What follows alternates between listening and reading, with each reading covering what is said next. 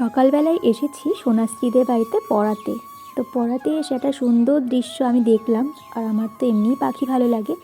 তো এটা দেখে এতটাই মন ভালো হয়ে গেল, ভাবলাম একটু ভিডিও করে রাখি।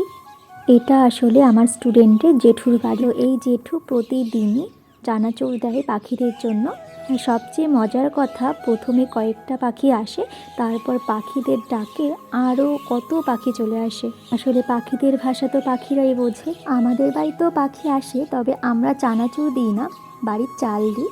চাল ছড়িয়ে দিলেও উঠোনে অনেক পাখি আসে। তো সেই ভিডিওগুলো তোমাদের সাথে করা হয়ে ওঠে না, কারণ সকালবেলায় টিউশন পড়াতে আসার আগে এতটাই ব্যস্ত থাকি যে তোমাদের সাথে সকালবেলাটা যে শেয়ার করব সেটা হয়ে ওঠে না। কোনো একটা ছুটির দিন দেখে তোমাদের সাথে শেয়ার করব।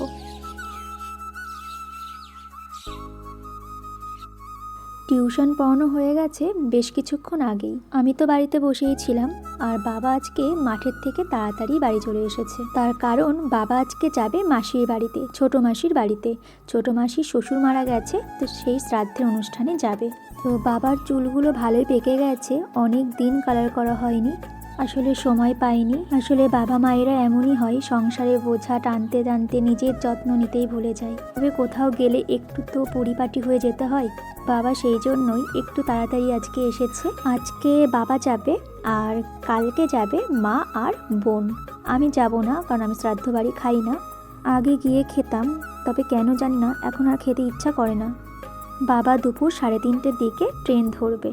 আমার মাসির বাড়ি বনগাঁর অনেকটাই ভিতরে, প্রায় 2-3 ঘন্টা তো সময় লাগবেই। সেই জন্য বাবা দুপুরবেলায় বেরিয়ে যাচ্ছে। এখানে মাসির বাড়ির জন্য কিছু জামা কাপড় কেনা হয়েছে।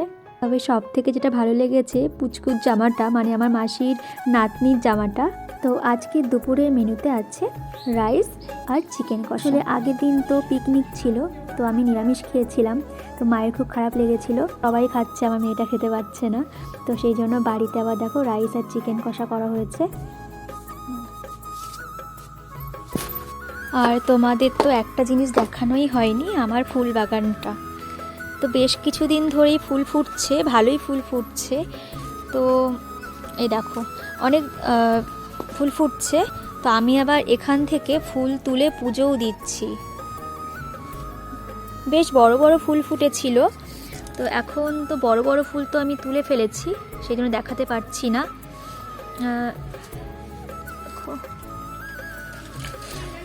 খুব সুন্দর ফুল ফুটেছে। এখন সূর্যের আলোটা এমনভাবে পড়েছে না, দেখা যাচ্ছে না, খুব একটা ভালো বোঝা যাচ্ছে না।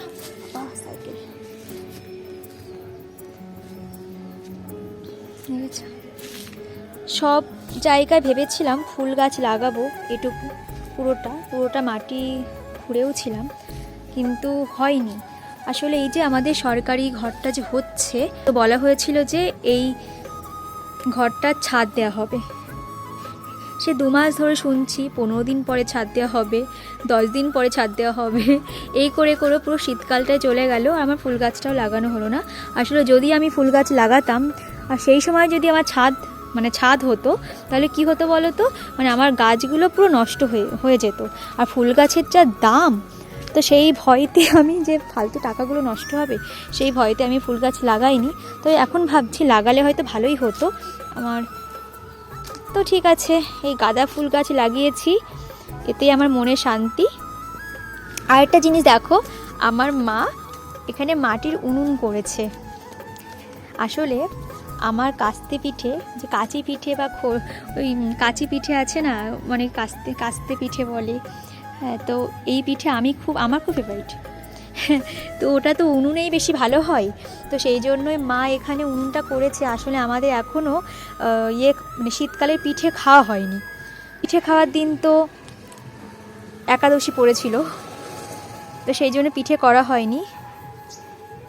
এই দেখো আমি এখানে চলে এসেছে, তো সেই জন্য মা এটা করেছে।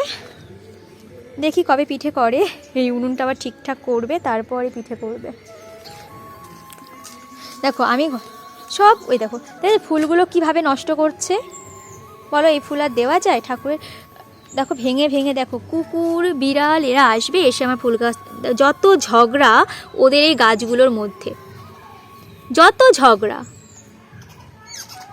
পাখি এসেছে, দেখো কেমন করে তাকিয়ে আছে, দেখো পাখির দিকে।